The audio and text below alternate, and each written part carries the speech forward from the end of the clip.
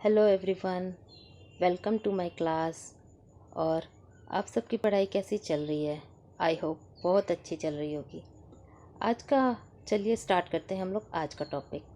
आज हम लोग पढ़ेंगे कोलबर्ग का नैतिक तार्किकता का सिद्धांत।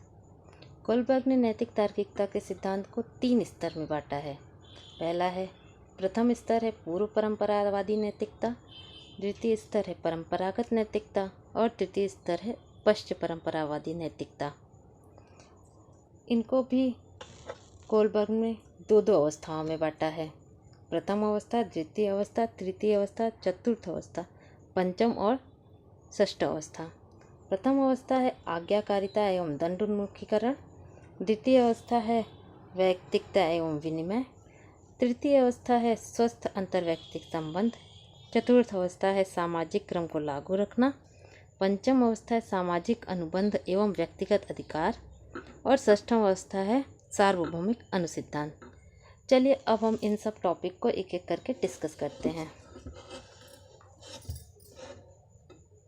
प्रथम स्तर है पूर्व परंपरावादी नैतिकता। प्रथम अवस्था आज्ञाकारिता एवं दंड उन्मुखीकरण। इस अवस्था में बालक यह मानता है कि समाज द्वारा निर्धारित नियम को बिना किसी संदेह यहाँ पर मैंने नियम लिखना भूल गया है। समाज द्वारा निर्धारित नियम को बिना किसी संदेह के उसे मानना आवश्यक होता है। अगर बच्चा उस नियम को नहीं मानता है तो उसे दंड मिलता है। इस भय के कारण बच्चा जो है वह आज्ञा मानता है। इस कारण इस अवस्था में बालक दंड के डर के कारण आज्ञा को मानता है, अर्थात बड़ों द्वारा बनाए गए नियमों को मानने की अनिवार्यता को भी स्वीकार करता है। दूसरी अवस्था है वैयक्तिकता एवं विनिमय। इस अवस्था में बालक यह अनुभव करने लगता है कि समाज द्वारा आयोजित दृष्टिकोण ही सही नहीं है, बल्कि भिन्न भिन्न व्यक्तियों के अपने भी दृष्टिकोण हो सकते हैं। प्रत्येक व्यक्ति अपनी रुचि के अनुसार व्यवहार करने के लिए स्वतंत्र है। इस अवस्था में बालक में इस भावना का भी विकास हो जाता है कि यदि तुम मुझे हानि पहुंचाओगे तो मैं भी तुम्हें हानि पहुंचाऊंगा। बालक में अहम की भावना का विकास हो जाता है।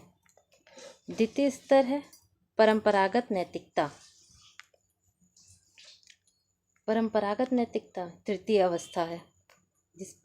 अवस्था स्वस्थ अंतर्वैयक्तिक संबंध।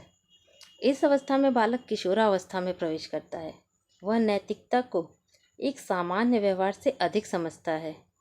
वह यह विश्वास करने लगता है कि लोगों परिवार एवं समुदाय की अपेक्षाओं के अनुरूप ही जीवन यापन करना चाहिए और अच्छी तरह व्यवहार करना चाहिए। अच्छे व्यवहार से हमारा तात्पर्य है लोगों के साथ अच्छे प्रेमपूर्ण संबंध स्थापित करना, अच्छे से बात करना, बड़ों की रिस्पेक्ट करना, कल्चर को मानना इत्यादि। अब हम लोग पढ़ते हैं चतुर्थ अवस्था सामाजिक क्रम को लागू रखना। इस अवस्था में व्यक्ति अपने संबंधों को बढ़ाता है, अर्थात अपने परिवार एवं समुदाय से बाहर निकलकर अपने सामाजिक दायरे को बढ़ाता है।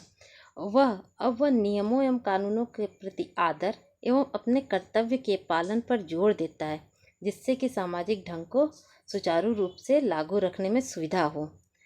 कहने का यह मतलब है कि जो किशोर होता है वह सामाजिक नियमों को अच्छी तरह समझने लगता है। उसे यह पता होता है कि क्या गलत है और क्या सही। वह समाज के नियमों के अनुरूप ही अपने व्यवहार को करता है। तृतीय स्तर है पश्चिम परंपरावादी नैतिकता। पश्चिम परंपरावादी नैतिकता में पांचवी अवस्था क्या है देखते हैं। पांचवी अवस्था है कि बालक यह प्रश्न करना प्रारंभ कर देता है कि एक अच्छा समाज किन किन कारणों से बनता है। वह यह सोचने लगता है कि किसी भी समाज को अच्छा बनाए रखने के लिए क्या मानदंड होने चाहिए। हमें सामाजिक नियमों का पालन करना चाहिए, क्योंकि समाज ही हमारे हितों की रक्षा करता है। षष्ठम अवस्था क्या कहता है चलिए देखते हैं। सार्वभौमिक अनुसिद्धांत की अवस्था। कोलबर्ग के न्याय की संकल्पना Gandhi, can't, Martin Luther king आदि नैतिकतावादी अवधारणा के अनुरूप है।